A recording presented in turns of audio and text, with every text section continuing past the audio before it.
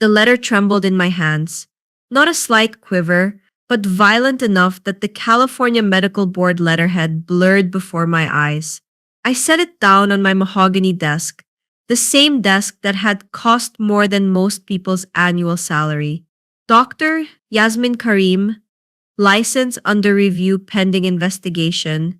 The words burned into my vision as my perfectly manicured fingernail traced each damning line. Outside my office window, Beverly Hills glittered in the morning sun, oblivious to my world collapsing. My medical practice, 15 years of sacrifice, now hanging by the thinnest thread. The intercom buzzed. Dr. Karim, your 9 o'clock is waiting, and Dr. Richards from the hospital board is online too. Tell them both I need 15 minutes. Heather, my voice remained steady, a miracle considering the earthquake happening inside me. I straightened my silk blouse, a habit from childhood when my mother insisted presentation matters above all else. I glanced at the framed photo on my credenza, me receiving the Beverly Hills Medical Excellence Award just 6 months ago, back when I thought integrity and skill were enough. Before I learned that in this city, profit trumped patience every single time. My phone vibrated with a text from Jonathan. Dinner tonight, that new place in Malibu you wanted to try. Jonathan Burrows, the pharmaceutical executive I'd been seeing for 8 months. Charming, successful, everything that looked perfect on paper. What he didn't know was that his company, Meridian Pharmaceuticals, was one of the reasons I was sitting here with a suspension letter. Another text popped up from my best friend Layla. Coffee later, you sounded stressed on the phone yesterday. I couldn't bear to tell either of them the truth yet. That Dr. Yasmin Karim, the success story, the immigrant's daughter who'd made it to the top of Beverly Hills medicine, was about to lose everything. The investigation had begun with a simple stand, refusing to prescribe unnecessary medications, declining kickbacks from pharmaceutical companies, pushing their latest profitable concoctions, speaking out against treatment protocols designed for billing optimization rather than healing. In Beverly Hills medicine, profit often trumped patient care, a game I refused to play any longer. I opened my desk drawer, pulling out the stack of credit card statements I'd been avoiding, maxed out. All of them. The mortgage on this office building, the lease on the Mercedes, the designer clothes that projected success while my practice hemorrhaged money.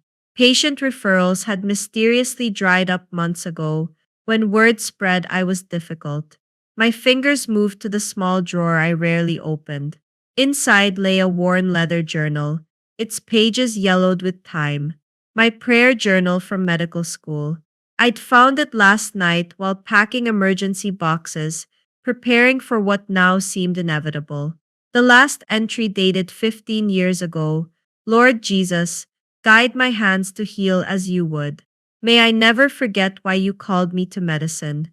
I hadn't opened it since, hadn't prayed with such abandon in years. Somewhere between building my practice and building my reputation, I'd lost sight of my first calling. A sharp knock interrupted my thoughts. Hadn't interrupted my thoughts. Come in, I called, quickly returning the journal to its drawer. Layla entered, my office manager of 8 years, the only person I'd confided in about the board's threats. Her expression was unreadable, which was unusual. Layla and I had been through everything together, the early struggling years, the divorce from my ex-husband.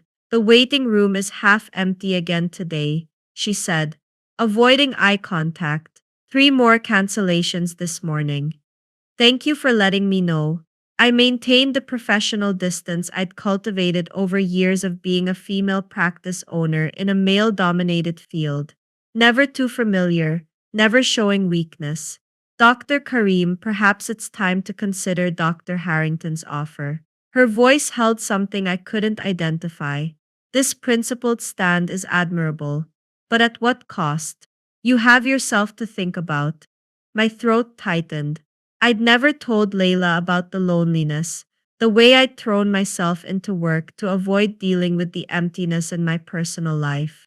How every award and accolade was an attempt to fill a void that success couldn't touch. Some principles aren't negotiable, Layla. Even for financial security, I can't teach people that integrity is optional. She nodded, but something in her eyes shifted. I understand. By the way, the board requested your patient files for the last 3 years. I've already sent them over. The floor seemed to tilt beneath me. You what? Those files weren't subpoenaed. The board has no right. They mentioned specific cases, said you'd understand. She wouldn't meet my eyes now. Dr. Harrington was quite specific about which files they needed. The betrayal hit like physical pain. Layla, my confidant. The person I trusted with my fears, my suspicions about the corruption running through our medical community. How long? I managed to ask. Dr. Karim, you have to understand my position. I have bills too. A mortgage. Kids in college. She finally looked at me. Dr. Harrington approached me months ago. The information I provided was already public knowledge. I was just cooperating. The carefully constructed walls of my life weren't just crumbling, they were being demolished from within. Please leave my office.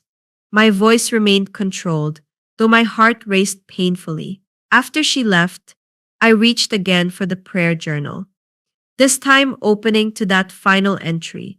The earnest handwriting of a younger Yasmin stared back at me. A woman who believed medicine was ministry, who saw Jesus in every patient. Where are you now? I whispered, my fingers tracing the faded ink. I tried to do what was right. I tried to maintain my integrity in a broken system. The silence in my expensive office felt suffocating. Through the window, I could see workmen removing my name from the directory in the lobby. They weren't even waiting for the formality of the board's decision.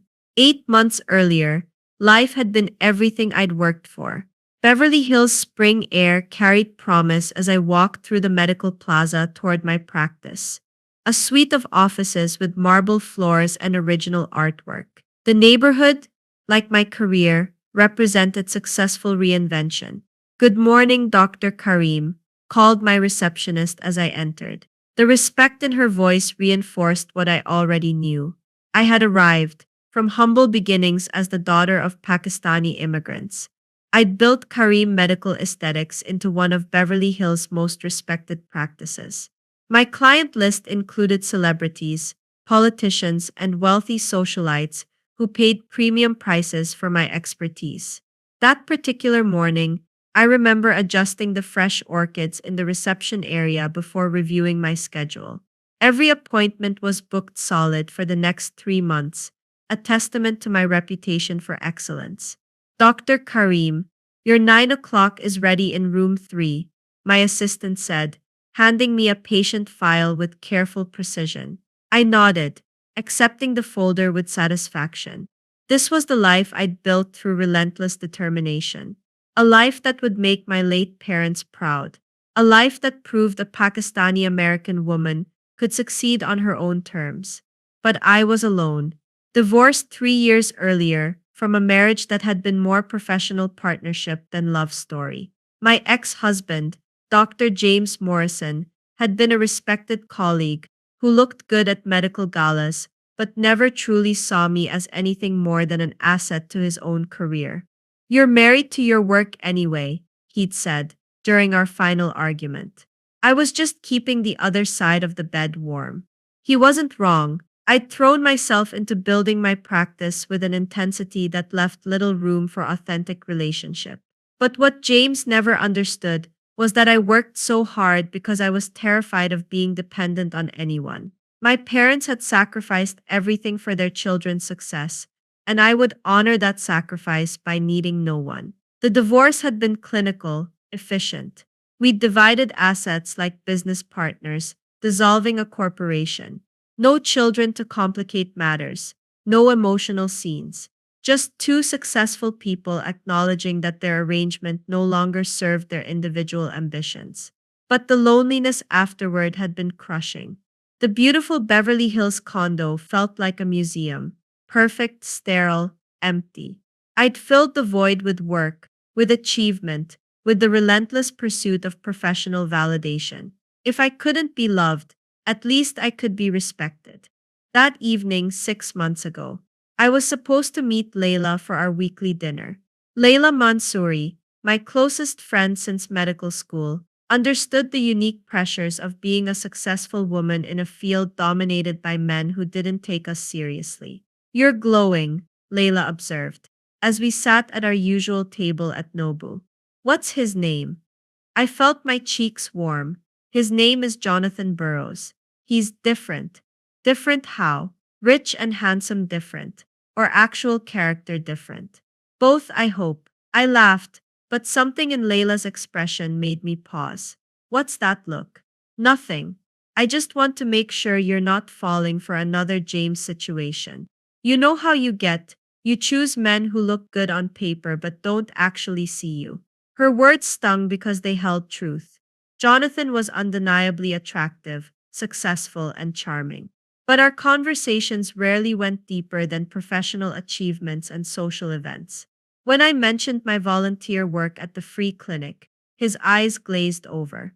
When I talked about my spiritual questions, the ones I rarely voiced, he changed the subject. He cares about me, I insisted, though Layla's skeptical expression suggested she wasn't convinced. Does he care about the real you or the Beverly Hills doctor version of you? I didn't answer because I wasn't sure I knew the difference anymore. The relationship with Jonathan had developed quickly. We'd met at a medical conference where he was representing Meridian Pharmaceutical's new line of aesthetic treatments. His presentation was polished, confident, and he'd approached me afterward with what seemed like genuine interest in my work. Dr. Karim, I've heard exceptional things about your practice, he'd said, his smile warm and engaging. I'd love to discuss how Meridian might support your patient outcomes. What followed was weeks of professional courting that gradually became personal. Expensive dinners where we discussed industry trends, weekend trips to medical spas,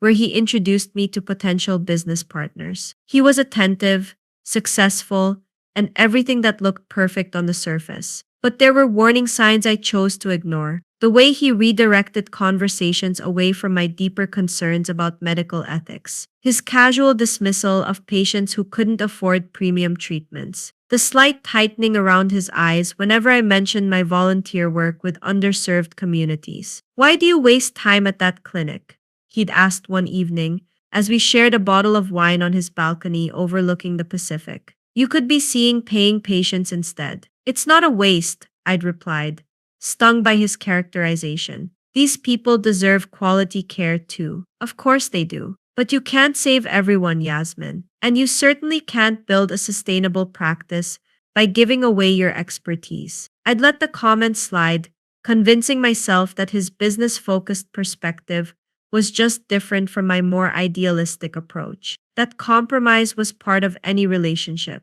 That I couldn't expect him to share all my values as long as he respected them. But respect wasn't what I was getting. What I was getting was subtle, persistent pressure to align my values with his priorities. To see patients as revenue streams rather than human beings. To view medicine as a luxury service rather than a sacred calling. The next week brought the opportunity I'd been working toward for years, a chance to speak at the International Medical Ethics Conference. I'd been chosen to present on maintaining patient care standards in cosmetic medicine, a topic close to my heart. I spent weeks preparing my presentation, researching case studies that demonstrated the tension between profit and patient welfare. Jonathan watched me work with what I interpreted as admiration for my dedication. You're really passionate about this, he observed one evening as I reviewed my slides for the 100th time. Medicine used to be about healing, I said, not looking up from my laptop. Somewhere along the way, it became about billing. I want to remind people why we got into this field in the first place. Just be careful not to bite the hand that feeds you, he said, his tone light but his meaning clear. What's that supposed to mean? The pharmaceutical companies, the medical groups, the hospital systems, They're all interconnected. You don't want to burn bridges with people who could help your career. I looked at him then, really looked at him. You think I should compromise my principles for my career? I think you should be strategic about how you present your principles. There's a difference between being idealistic and being naive. His words echoed in my mind as I finalized my presentation. Was I being naive to speak out against practices I found ethically questionable? Was my commitment to patient welfare really just inexperience in navigating the business realities of modern medicine? The morning of my presentation, I stood before a room full of medical professionals and pharmaceutical executives. Jonathan sat in the third row, his expression unreadable as I began to speak. We must remember our Hippocratic oath, I said, clicking to my final slide. First, do no harm. That includes not harming patients financially or medically for our own benefit. When we prioritize profit over patients, we violate the sacred trust that is the foundation of medicine. The applause was polite but lukewarm. Afterward, several colleagues approached me with tight smiles and veiled warnings. Yasmin, that was bold, doctor. Harrington said, his voice carefully neutral. Perhaps a bit idealistic for our current healthcare environment. Idealistic to put patients first. I asked, naive to think you can change a system that works for everyone else, he replied, his smile never wavering. Jonathan was quiet during the drive back to Beverly Hills. When I asked what he thought of my presentation, he chose his words carefully. It was very principled, he said finally. But you might have painted yourself into a corner. Some of the pharmaceutical reps looked pretty unhappy. Good. Maybe they should be unhappy. Maybe they should reconsider whether they're part of the problem. Jonathan pulled into my driveway and turned to face me. Yasmin, I care about you, but you're making enemies of people who could be valuable allies. Is taking this stand really worth damaging your career? The question revealed everything I needed to know about Jonathan's priorities. He wasn't concerned about the ethics of medicine or the welfare of patients. He was concerned about the potential impact on his girlfriend's earning potential. Yes, I said quietly. Some things are worth more than career advancement. His expression tightened almost imperceptibly. I hope you don't regret this decision. Looking back, I realized that was the moment our relationship began to die, not with a dramatic argument or explosive revelation, but with the quiet recognition that we valued fundamentally different things. Over the following weeks, the consequences of my presentation became clear. Referrals from certain colleagues stopped coming. Pharmaceutical reps who had once courted my business became scarce. Invitations to medical conferences and social events dried up. Jonathan became increasingly distant. Our dinner conversations grew stilted, filled with the kind of small talk that indicates two people have nothing meaningful left to say to each other. Maybe we should take a break, he suggested. One evening over dessert at an expensive restaurant. You're under a lot of stress with work, and I don't want to add to that pressure. The breakup was mutual in the way that all inevitable endings are mutual. We'd simply revealed ourselves to be incompatible in ways that couldn't be bridged by physical attraction or shared social status. But the loneliness that followed was devastating. Not because I missed Jonathan specifically, but because his departure confirmed my deepest fear that I was unlovable when stripped of my professional achievements, that the only value I offered was my success, and without that, I was nothing.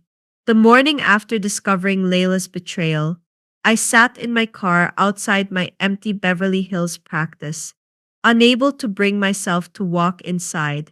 Everything I'd built was crumbling, and the people I trusted were systematically dismantling my life. My phone buzzed with a text from an unknown number. Heard about your situation. We should talk. J. Jonathan. Of course he'd heard. Bad news traveled fast in the insular world of Beverly Hills medicine. I turned on the radio, desperate for distraction.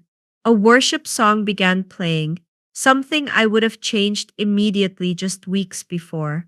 But the lyrics pierced through my carefully constructed defenses. When you've lost your way, I am not far away. I am your shelter from the storm. The words hit me like a physical blow. When had I last felt sheltered? When had I last felt truly safe? All my achievements, all my success, all my carefully maintained image, none of it had protected me from betrayal or provided real security. Jesus, I whispered, the word feeling foreign on my lips. I've lose my way. Are you my shelter? Can you be? I sighed, feeling foolish. Why would Jesus be my shelter? I'd grown up in a culturally Muslim household, but my family's faith had been more tradition than transformation. In medical school, I'd briefly explored Christianity through a campus ministry, even attended church regularly for a year. But success gradually crowded out spiritual questions. Medicine became my ministry. Helping patients was prayer enough. Now, sitting in my car outside my failing practice, I realized how hollow that rationalization had been. I hadn't been serving patients. I'd been serving my own need for validation and achievement. The next week brought a cascade of disasters. 3 more staff members quit without notice. My malpractice insurance company dropped me, citing reputational concerns. The landlord of my office building delivered an eviction notice for unpaid rent, but the worst blow came from an unexpected source. I was packing medical supplies from my office when I heard familiar laughter in the hallway. Through the glass door, I saw Jonathan walking with Dr. Harrington, the man who'd been orchestrating my professional destruction. They stopped near my office, and I heard Jonathan say, the information was invaluable. Yasmin never suspected a thing. My blood turned to ice. I pressed closer to the door, straining to hear. Your girlfriend made it easy, Dr. Harrington replied with a laugh. All those intimate dinners where she shared her plans to reform the industry. She practically gave us a roadmap of how to discredit her. Ex-girlfriend, Jonathan corrected. I have to protect my own interests. Meridian can't be associated with someone who's considered a troublemaker. The betrayal was absolute, not just professional, but deeply personal. The man I'd been falling for had been using our relationship to gather intelligence for my enemies. Every romantic dinner, every intimate conversation, every moment I'd let my guard down, all of it had been performance. I sank into my office chair, my whole body trembling. It wasn't just that Jonathan had betrayed me. It was that I'd been so desperate for connection, so hungry for love, that I'd ignored every red flag.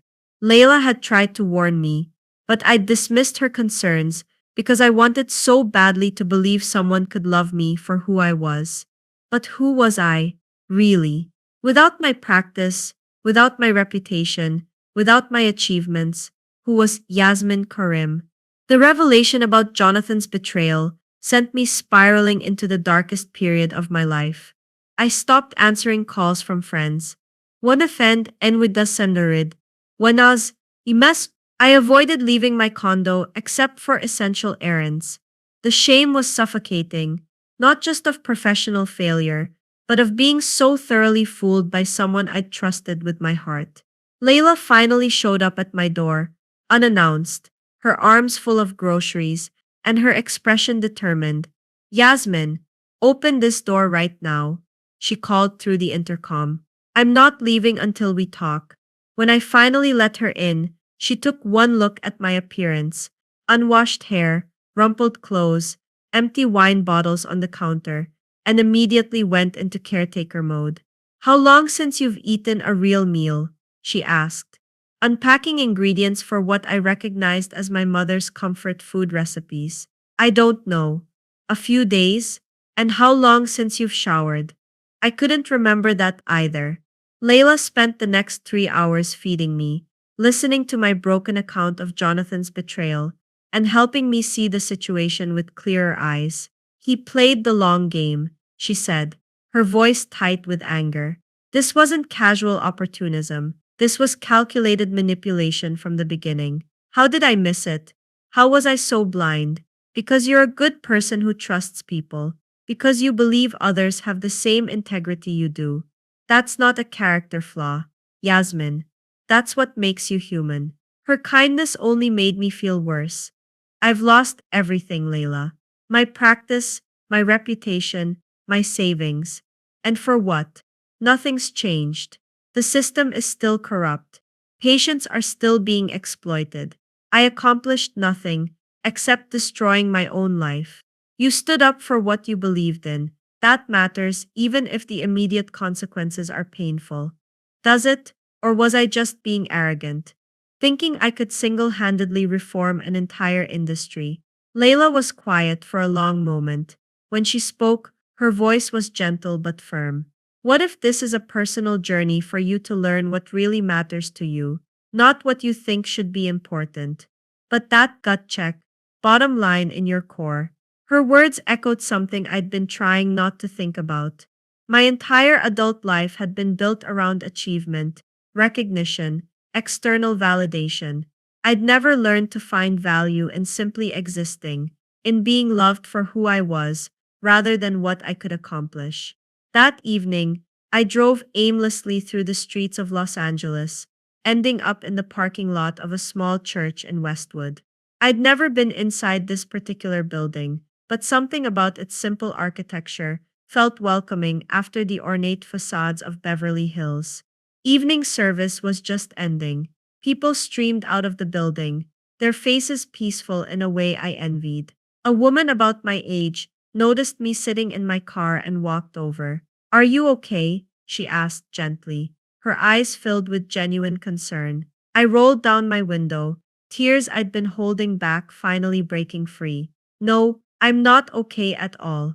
Would you like to come inside? Pastor Luke is still here. He's wonderful at just listening when people need to talk. Something in her voice, the absence of judgment, the presence of real compassion made me nod. I followed her inside the small sanctuary, where a middle-aged man was organizing papers at the altar. Pastor Luke, she looked at me expectantly. Yasmin, I said, my voice barely a whisper. Yasmin is having a difficult time, she explained. Pastor Luke looked at me with the kind of eyes that seemed to see past all pretense. Would you like to sit and talk? For the next hour, I told him everything. The investigation, the betrayals, the complete collapse of my carefully constructed life. He listened without judgment, without offering quick fixes or shallow platitudes. Yasmin, he said when I finally finished, sometimes our greatest pain comes from discovering that what we built our lives on wasn't as solid as we thought.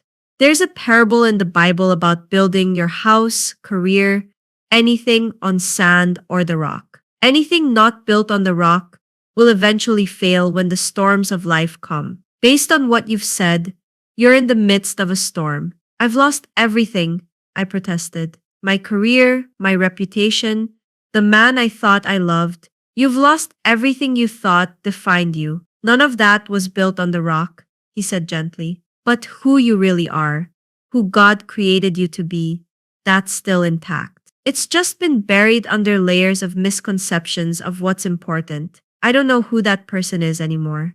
That's okay. The beautiful thing about faith is that Jesus knows who you are, even when you've forgotten. And he's been loving you all along, not for what you've accomplished, but simply because you're his daughter. The word daughter hit me unexpectedly hard. When had I last felt like someone's beloved daughter? My parents had loved me, but their love had always been tied to my performance, my achievements, my ability to honor the family name. I don't know how to believe in that kind of love, I admitted. Beliefs are built on hearing, learning, and accepting, Pastor Luke said with a gentle smile. When everything else has failed us, the world built on sand collapses, we become open to something beyond ourselves. That's not a sign of weakness.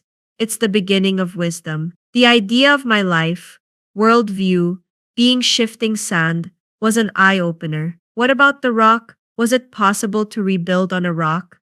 No, the rock? I wasn't sure. Over the following days, as my professional world continued to collapse, I found myself returning to that church, not for answers necessarily, but for the peace I felt there. Pastor Luke never mentioned the rock again. He didn't have to. The comforting peace spoke louder than anything. The final blow to my old life came 2 weeks later. The medical board's decision arrived by certified mail, license suspended indefinitely pending further investigation. Dr. Yasmin Karim, Beverly Hills physician, was officially finished. I read the letter sitting in my nearly empty office, surrounded by boxes of personal belongings. Instead of the despair I expected, I felt something unexpected: relief. The performance was over. The pretending was finished. I no longer had to maintain the facade of having it all together. That night, alone in my condo with its stunning view and sterile perfection, the parable of the two builders raced through my mind on a loop. Obviously, I was the foolish builder. I'd accepted that. Jesus, I whispered, I want the rock. No, I want you.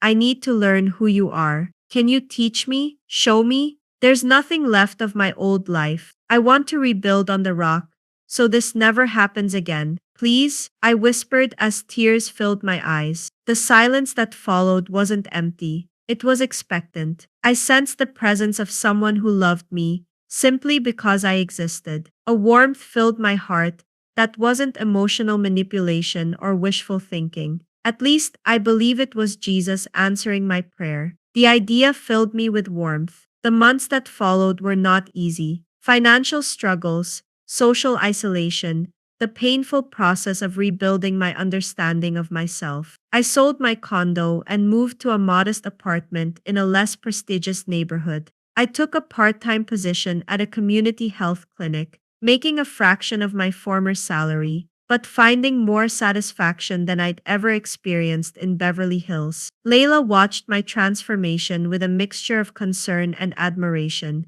You're different, she observed one evening as we shared takeout. Calmer, even with everything falling apart around you. I think I'm learning the difference between who I am and what I do, I said, shrugging. They're not the same thing. That's very philosophical for someone facing bankruptcy, she said. But her tone was gentle, not mocking. Maybe coming to the end of the fake stuff is what I needed. Not financially. That part still terrifies me. But emotionally, spiritually. I've been bankrupt in all the ways that matter for years. I glanced at the daily scripture on my phone. I am the righteousness of God through Christ Jesus. 2 Corinthians 5:21. I smiled at the reminder. The work at the community clinic challenged me in ways my Beverly Hills practice never had. Patients who couldn't afford basic care, families struggling with language barriers, medical conditions complicated by poverty and social injustice. But I was excited going to work every day. One afternoon, I was treating a young mother who'd brought her sick child to the clinic because she couldn't afford to see a specialist. As I explained her daughter's condition and the treatment options, tears filled her eyes. Doctor, I don't know how to thank you, she said in broken English. You are the first doctor who looks at my daughter like she matters. Her words brought tears to my own eyes because they represented everything I was learning to value. Not the recognition of wealthy clients or the admiration of colleagues, but the simple dignity of treating every patient as if they were my own family member. That night, I called Pastor Luke to thank him for his patience during my early visits to the church. You're a different person than the one who first walked through our doors, he observed. I'm rebuilding on the rock of Jesus Christ. No one can stay the same after spending time with him in the Word, I said. It's harder than I expected, but also more peaceful. That's what transformation looks like. Not dramatic change, but gradual alignment with who God created you to be. 6 months after my license suspension, I received unexpected news. The investigation into the pharmaceutical kickback scheme had expanded, implicating several prominent physicians and executives. Dr. Harrington and Jonathan were both facing criminal charges. My whistleblowing, rather than destroying my career, had opened the door for real reform.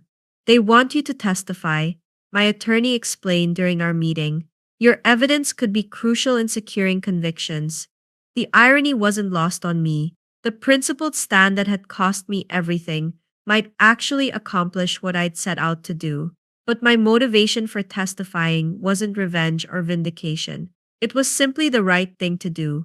Standing in that courtroom months later, facing the people who had systematically tried to destroy my life, I forgave them. Not because they asked for it or deserved it, but Jesus forgave me. How could I not forgive anyone? Dr. Karim, the prosecutor asked, why did you risk your career to expose these practices? Because medicine is supposed to be about healing, I answered. When we prioritize profit over patients, we violate the sacred trust that is the foundation of healthcare. Some principles are worth more than personal success. The trials made headlines across the medical community. Several prestigious practices were shut down. Pharmaceutical companies faced massive fines, and new oversight procedures were implemented. The system I tried to reform was finally being held accountable. But the real victory wasn't in the courtroom. It was in the peace I'd found, in the satisfaction of treating patients who truly needed care, in the relationship with Jesus that had replaced my addiction to achievement. A year after my license was restored, the board found I'd been wrongfully suspended. I was offered several high-paying positions in prestigious practices.